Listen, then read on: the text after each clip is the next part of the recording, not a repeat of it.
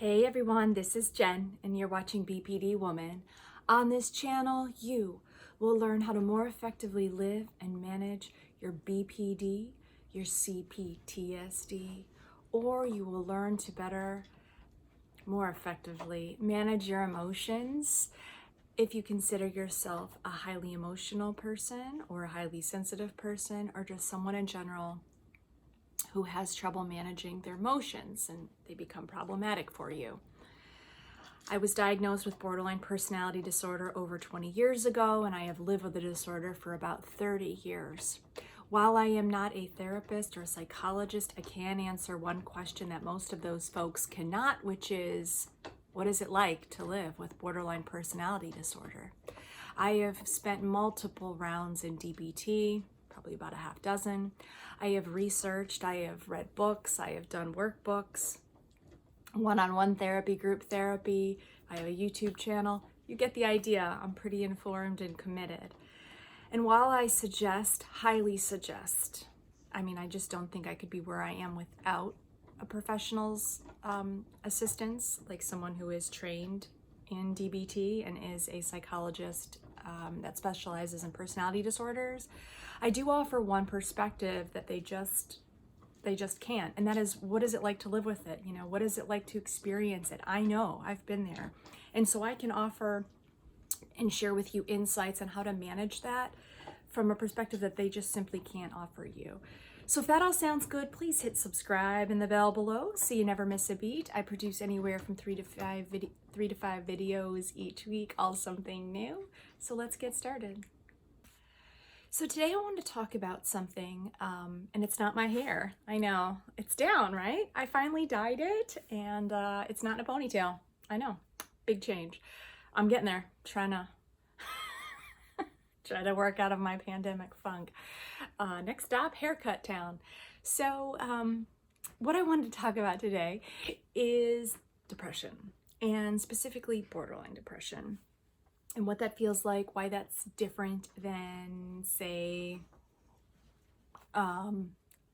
someone else who has depression that doesn't have a personality disorder, and especially a dysregulating personality disorder like BPD. And I'm going to talk to you today about what it's like to have it, what it feels like, what my experience is in having it. I'm also going to talk to you about how I handle that depression cycle when it happens to me now, and then I'm going to compare that with how I used to handle that, and obviously the way that I handle it now at this point in my life is much more effective than what I was used to handling it. So let's start off talking a little bit, and I've got my doggo here. Let's talk a little bit about, for me, what it feels like to have this intense depression. So it doesn't happen to me all the time. I would say maybe a handful of times a year, maybe between 3 to 6 times a year. And I'll get in this really intense depression for a few days, sometimes a little bit longer, but definitely I think the way that I handle it now has reduced the amount of time that I spend managing the depression. And so normally it's brought on with PMS. So, obviously when you're PMSing, your hormones fluctuate. PMS is a real thing. And, your estrogen increases, your progesterone drops. And then it switches back again. And so you feel mood changes, legitimate mood changes. And you combine that with your already sometimes emotional ability or your fluctuating mood changes due to your personality disorder, and then you add a super stressful event on top of that, which could be buying a house or a death or a wedding or the birth of a child or a pandemic, and it can be really overwhelming. And so I want to talk a little bit about what that feels like for me. And so when these situations come on, I begin to feel like I'm a little bit in slow motion. I feel like there is a heavy, wet blanket on my shoulders. I feel like, I move my head from here to here, but maybe like the head is still over here. I feel like in a fog, like I feel very apathetic. I feel very blank, not blank, but just like, nothing that you could tell me would really like shake me out of my mood. In fact, sometimes I call it one of my most stable moods because I'm not, I can't be easily emotionally swayed. So, something that might usually annoy me or make me really roll my eyes or something, I'm just like, okay. So this happened to me maybe back in about July or August, and then it happened to me again recently, over the last few days. And for me, I think the major stresses are obviously the pandemic and money and when's it going to end, this feeling of loneliness, a feeling of mortality. I mean, if you're faced with, thinking that you could die from getting a disease, or thinking that a loved one could, and just, it just has felt really overwhelming at times. And so for me, what tends to happen is I get really uninterested in other activities. I find it difficult to really focus on anyone else but myself. I am able to work, although I'm going to talk about that at the end, why I'm still able to work when I feel that depressed. And I'm going to talk more about some life changes that have set me more up for success when dealing with this depression. But that's a little bit what it feels like for me. And so now I want to talk a little bit about how I handle that. So the first thing that I do now is I don't lash out. So this is how, and the whole point of me sharing this with you is so that perhaps you can put some new tools in your toolbox of how to deal with your depression and how to kind of shake yourself out of it, but also so that you can see what happens when you, at least in my case, what happens when you don't tend to your depression in an effective, healthy way. So I don't lash out. And so what does that mean exactly? Well, if someone is annoying me, or I'm feeling triggered, or I'm feeling like really fed up with someone, like for instance, a part-time job that I've had to get is delivering food. And so I have because of the pandemic, so I have a lot of interaction with food service people, with customers, with handling food. Wouldn't you want your Grubhub driver or your DoorDash driver or your Uber driver or your Lyft driver, wouldn't you want them to have a vaccine, right? So, I mean, everyone's ordering food, everyone needs a Lyft, right? So, but I'm seeing a lot of people who either are working from home, don't interact with clients, don't interact with other people, and they're getting vaccines, right? And so this is something that really makes no sense to me, because they have like almost zero, like at least have 100 times more interactions with people every single day than they do in an entire week. So why the fuck are they getting a vaccine, right? Like, anyway, so that's the kind of thing that, like, and a few of my friends have had vaccines that I just am like, why do you get one, but I don't lash out, right? Like, and so yesterday that was really a thing for me that I was getting really stressed out about. And I was like, oh, I'm late for my vaccine appointment. I'm like, why? You're a student and you study at home and you don't have any patients. And last time I checked, you work in a bar, and in the state I live in, bar 1B, bar and restaurant folks are not yet eligible until 1C, which is the category I'm in, for a vaccine. So, but I didn't say anything, right? Like they said something like, oh yeah, I'm late for my vaccine. I was like, okay. Like I didn't even actually acknowledge it, I was like, all right, I'll have a good day, whatever. Another instance is just this client, and I like, again, like I deal with a lot of anxious clients. I don't know if this is what they normally were like, or if this was a function of them now being home more, but I see a lot of anxiety in my clients, and it's just not my responsibility to, be your therapist. Like, anxious dogs I deal with, anxious human owners, not really my forte.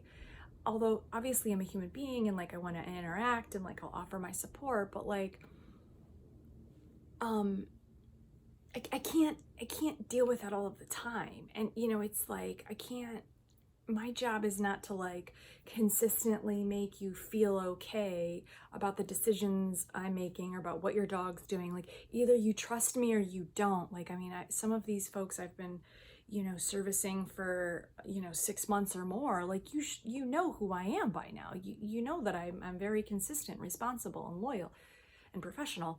So, like a couple days ago, I had like I send out my invoices, and I always show up on the same days, Monday, Tuesdays, and Thursday for this one client. And in my invoice, like I guess I wrote the wrong dates that didn't line up with the days. But obviously, like, we haven't had a discussion about me changing the days. You know that I always come on the days. Like, you also know that I sent invoices out to 6 or 7 other clients. So,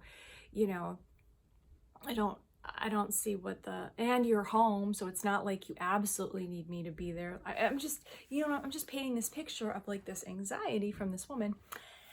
And so I said, then the next day on Monday, so I sent out the invoice Sunday, and then the next day on Monday, I was like, okay, well, I'll be there at 1 p.m. today. And she's like, well, I'm just making sure that we're both tracking because, and I'll put up a screenshot, because your invoice said this, but like, I just want to make sure that we're tracking. And I'm like, I didn't even actually reply to that until I got to the home and I saw her in person. And I was like, oh yeah, I got your text. Yes, of course, it's always Monday, Tuesday, Thursday. Like, I'm human. People make errors, right? Okay. That should have been the end of it, right? Well, then today I meant to text one client and I accidentally texted her. So today is Wednesday, about the time of my arrival. And she was like, hi, Jen. You were here yesterday and Monday, and we don't have a thing scheduled for Thursday. And it's like, I want to be like, bitch, didn't we already fucking talk about this? Like, okay, I'm a human. Like, I made a mistake. Go back to your work. I mean, I'm just, again, I didn't reply to that, like, in a lashing out kind of way. I was like, I texted the wrong client. Like, that's all I said. Then she, like, gave me a thumbs up. And it's like, bitch, fucking relax. Like, just pipe the fuck down. Like, like, maybe I'm stressed out. Like, it's not all about you. It's not all about your stress. But I didn't, right? Like, I had an inner eye roll. I was frustrated, but I didn't react and I didn't lash out. Why not? Well, because I know that if I were to lash out or say something angrily, then one, I'm going to endanger the friendship, right? And then there might not be a point of no return. But more importantly, I'm going to ruin my ability to make money, which is already this big stress for me, the ability to make money right now during the pandemic. So, I reached out in a way that was still professional. I just stated facts. I texted the wrong client. Yes, I'll see you tomorrow unless the weather is really bad. I will keep you updated, right? Like, I didn't engage further to try to quell her anxiety. I didn't lash out by saying something like, bitch, didn't we already fucking talk about this, right? Like, I wanted to, it crossed my mind, but you don't, okay, because I want to keep the client, I want to keep the money, and I also don't want somebody to leave me a bad review or post or screenshot of our text conversation onto the internet. Any conversation that I have with one of my clients, I just always imagine what it would look like if it was posted up on a review, okay? How did I used to handle this type of situation? Well, I would react. I would lash out, and there are times when it's okay to end a client relationship or a personal relationship. But if your goal is to keep the relationship or keep the income or keep the client or keep the whatever it is you want to keep, then you'd be working against your goals by lashing out in a knee-jerk manner. And so, but I used to, right? I would send snarky emails at work. Like I would stare down people in the office, and that got me written up. That got me fired. That got me into trouble. That hurt work relationships. That maybe kept me from getting promotions at times, right? It hurt my reputation. She put a ball down and I haven't thrown it yet. So I did used to react that way. And I understand if you do, you know, obviously make amends, try to do better next time, you know, set out behaviors for yourself that you want to live by. But also, you know, I knew that lashing out would work against me. And so I can more easily access not lashing out now because of some skills that I have under my belt and just some other years of practice. But that's my tip number one in how I now handle my depression. And why that's important to not lash out is because lashing out in an angry manner is going to compound your depression. Because what if you lash out? Okay, now you're going to feel guilty about the lash out. You're going to be kicking yourself more. Now you're going to be worried about the fallout of the lash out. Are they going to block you? Are they going to talk to you again? Are you going to lose your job? Are you going to lose a friendship? Are you going to be in trouble? You know, are you going to lose out on the thing that you want? And so then now you've got depression and you've got worry and you've got anxiety. And so the goal here is to kind of minimize any other additional problematic emotions that are not going to be helpful to you as you try to get yourself out of depression. So that's tip number one. Tip number two, let's go. Tip number two really goes into tip number one, and that is that insofar as not saying anything that you might regret, another way that I manage my depression and my mood instability is that I don't make any decisions that I'm going to regret. And in fact, I tend not to make any decisions at all during these times of depression. And, you know, that could be anything from, you know, replying to a friend's text about something that, you know, they've put out there. Or it could be about going out on a date. Or it could be about, you know, taking on a new client. It could be about anything. When I'm really feeling depressed and not able to function or think clearly, I actually don't make any decisions except I'm going to go to work today and what TV show am I going to watch? That's all. Because again, I know that I'm just not in a clear state of mind to make that decision. And what I used to do before DBT and before a lot of skills training and just time, I mean, you could know all of these skills, you could, you know, name them all off the top of your head right now, but like it's the practice and it's the time that it takes to really get them as a part of your fabric so that, like, you know, like I had a coffee cup, right? I put the coffee cup up, I drink from it. I don't think about it. I just drink the coffee. And that's sort of like the skill, right? Eventually you're just gonna have the skill be a part of your muscle memory and you're not even gonna think about it. Like you won't have to think, okay, I pick up the skill. All right, let me think. What does the skill do? Okay, I should move the skill here, right? Like, so this is a lot of time. But I used to make really, you know, decisions in this depressed state because I thought maybe they would make me feel better. So I would say yes to going out with someone that I really thought was a mistake in the end.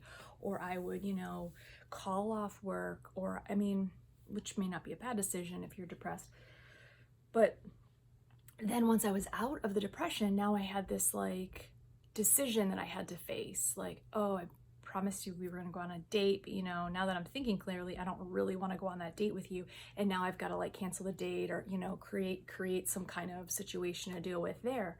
So the key is which can just compound things. So the key is you're just trying not to introduce any other kind of situations that you might have to deal with that might become problematic. That's tip number two. Let's go to tip number three. So tip number three is, Well, it's keeping up with your medicines. So, you know, I'm on a low dose antidepressant, and I take that every day, and I also take like my vitamins. Keeping up with your pattern of your medicines. This is not a time when you want to stop taking them or have your body go through a shock of not having your medicines. I just threw the ball. You want to keep your body and the mechanical functions and the chemical functions at a stable level, so that, you know, you don't throw off your body, physiologically speaking, into a dysregulated state. So not taking your medicine, like, what kind of effect could that have on you, right? So you keep this in mind and you just stick to that pattern. You know, what I used to do is I would, before, you know, an ineffective thing that I used to do is I'd be on my medicines, but then I would be doing drugs. I would be smoking weed. I'd be drinking. I'd be smoking a lot. I would be taking Xanax. I'd be abusing Xanax or painkillers, right? These are not things that help. These are not things that help. In fact, you know, a depressant like alcohol or cigarettes or drugs works against an antidepressant, right? So I'm like, choose one or the other. There's just, you know, there's just no sense in taking both. Either you're going to ruin your high or you're going to ruin your ability to feel better. So that's tip number 3. Let's go to tip number 4. So tip number 4 is that I keep myself as regulated as possible.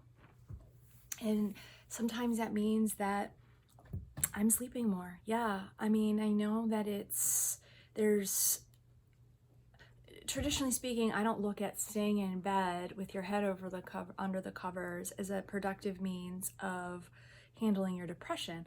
But I'm not trying to handle my depression per se. I'm trying to handle the dysregulation that's coming with it, because I know until I can really get back down to a baseline or feel a bit better, especially if I'm dealing something physically, like with my period coming on and those emotions, then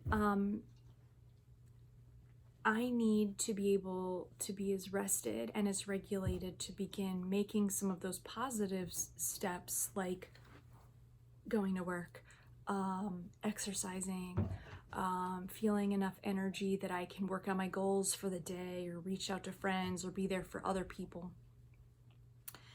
And if I'm not in a regulated state, then I can't do those things. And so then I'm just going to continue this lull of depression.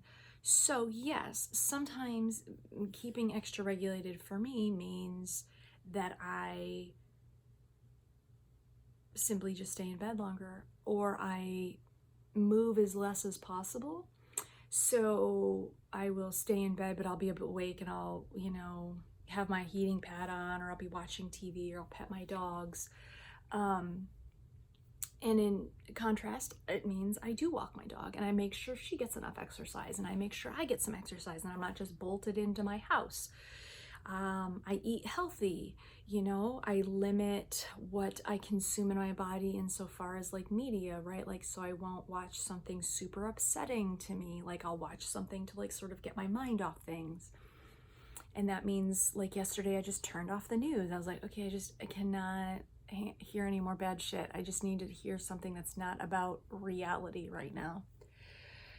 It means that I tell my friends that may be texting me that I'm not in a good space mentally right now, so I'm going to need to talk to you tomorrow. That's something that I said, or I said something to the effect of, you know, I'm gonna have to talk to you in a few days. I'm just not feeling well mentally. I'm fine, but I need some time. And she was like, you know, I understand, like, no problem. Like, and again, me saying that lets the friend know, or whoever know, that, listen, I'm not ignoring you. I'm just feeling a bit off. I need some space. Boundaries are a good thing.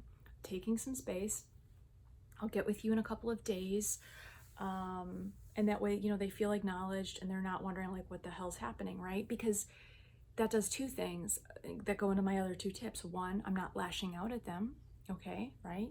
I'm handling the situation effectively. And the second thing is I'm not creating further dysregulation in myself or with them by them wondering, where did she go? Why isn't she responding? What's happening, right? Now, what did I used to do? Well, I used to continue, you know, in an ineffective manner. I would continue by arguing with them, shouting at them, saying things that I didn't mean, calling 5 times in a row, pushing, really pushing that relationship to the edge of what it could stand, which had a really ineffective result on my friendship, and it would ruin it, which would lead to further dysregulation. So that's tip number 4. Am I in 4 or 5? Sometimes I lose count, even though I'm sitting right here doing the video. So that's that. Let me see if I got one more tip up my sleeve. Give me 1 second here. I do have one final tip. I believe this is tip number 5. One of the things that I tell myself is that, Jen, you're just too dysregulated to think clearly. Like I'll be having inner monologues, or I'll be telling myself stuff, or I'll be about to make a decision. And what all goes in all of this is just simply being in tune and in touch with who you are and what's going on with you. And so that means that I'll say to myself, I'm just too dysregulated to make this decision right now. And that's it, And that sort of gives me this reprieve. And it's like, all right, sweetie, like you're going to be gentle to yourself. You're not in an okay space right now, and that's okay. It'll pass. It's not going to last forever. The last 2 days were pretty tough, but today I'm feeling a bit better. Like I woke up on time, and I'm going to do the things that I need to do. But telling yourself that you're not regulated is okay. It's okay to say that, and then it's okay to honor that, and just doing whatever you need to do. What did I used to do? Well, I didn't have enough self-awareness to be like, I'm dysregulated. I would just Tasmanian devil it like all over, and then just create a bunch of havoc, which later I would feel guilty, bad, sad, regretful about. So just being tuned in with what you need and your self needs is extremely effective in my opinion. Now those have been the 5 tips, and now I'd like to tell you about some things that help me in this setup for success, and what is working for me, and why it may or may not work for you. Let's get going. So now that I've talked about 5 tips on how I manage my BPD depression and how I've compared that to how I used to handle it less effectively, now I'd like to talk to you about 3 tips that have set me up for success in doing this. And the number 1 thing for me is my job structure. So I used to work in a corporate world. I used to, be around coworkers anywhere from 40 to 65 hours a week, right? I used to have to liaise and get 100 emails a day. That's super taxing, even for a person that doesn't have an emotional dysregulation disorder. I would have to travel sometimes, right? There was no off, like I was always on, so it was really stressful. Now I have my own business. It's just me. I don't have to put on makeup. I don't have to commute into an office and fight for a parking space, right? Like I choose my clients. Normally I don't see them face to face, but now that we're in the pandemic, I have seen them more face to face. So how many people that I actually interact with is not that many. And even when I do interact with them though, it's relatively brief, right? So I can handle those kind of shorter spurts of interaction. And honestly, I think that time frame of only seeing them for so long, because they've only paid for a certain amount of time for the visit, is helpful, because that means, okay, like I can limit this interaction and then I'll be out the door, right? And so that can be a really positive experience for both of us. I also have the ability to sleep in later and wake up later, and I've always been more of a night owl, so usually I don't even fall asleep till 12 or 1, or sometimes a little bit later, and then I don't need to get up for my clients. And I get up for the dog around 8, but that I don't really have to be out the door to see a client until about 11 or so. So the job structure has definitely helped me quite a bit. Now I realize that that helps manage the depression, because then I can. It's one thing to be having depression or dysregulated emotions. It's quite another to have everyone see that. It can be very hard to visually, erase that, right? People can tell. But from a text or something, or a report card that I might send a client, it's a lot harder to ascertain. So the second tip is sort of what I talked about in my first 5 tips on how I manage, which is I just take it easy on myself. I don't push myself. I do what I need to do. I get the basics done. I don't completely fall off the grid, so I walk the dog, I text the clients, like I do the dishes, I take a shower, but I don't, that's not the time for me to like do a goal plan or like work on my retirement, or make an important decision. So I'm just gentle with myself. And then the third thing that I think really helps me, and I struggle with thinking about this, which is that I live alone. And it's really helped me to live alone in so many ways, because sometimes I just don't feel like I have the capacity to, on a consistent day-to-day basis or with someone in my living space. And I have lived with people. Obviously, I was married. Like, I've lived with people. I've lived with boyfriends. But when you're dysregulated, it's like then I have to worry about what they're thinking about my dysregulation, and then I have to worry about if I'm tending to their needs, and like if I'm interpreting their facial expressions this way or the wrong way. And that can be really difficult. And then if I feel like I've upset them, then that can lead me into a further lengthy depression or dysregulation, or then it could trigger, I'm like, oh, well, now they see that I'm a broke down piece of stressed out shit. They're gonna leave me, right? Like, and it can create like these more negative thoughts. And so I haven't lived with someone for probably 6 or 7 years, and that works for me. Now, do I want a boyfriend again someday? I'm not sure right now. I have kind of a black and white view on that right now, so I'm trying to work myself through that. But it does help. I mean, and this goes for roommates, or if you live with your family, or if you live with your brother or your sister. I mean, and I understand people are in different financial situations right now. Like, would I be doing better if I was living with someone? Sure, financially I would. But I think for me, over the years, like, I would rather sell drugs than have a roommate to live alone. And I don't sell drugs, but the extreme point I'm making here is that it's just benefited me to not live with someone. So my name's Jen. You've been watching BPD Woman. I've been sharing with you how I handle my BPD depression, and why the things that I do now are more effective than the things that I've done back before I was really having DBT skills become kind of muscle memory for me. And so I hope this has been informative and helpful, and I'd really like to hear in your comments below how you've handled depression. If you have felt like your bouts of depression have felt heavier or more extreme because of your BPD or your other emotional dysregulation issues, how you handle it. Do you live with someone? How does that impact how you feel about yourself? And as always, until I speak with you next time, in everything you do, please be effective.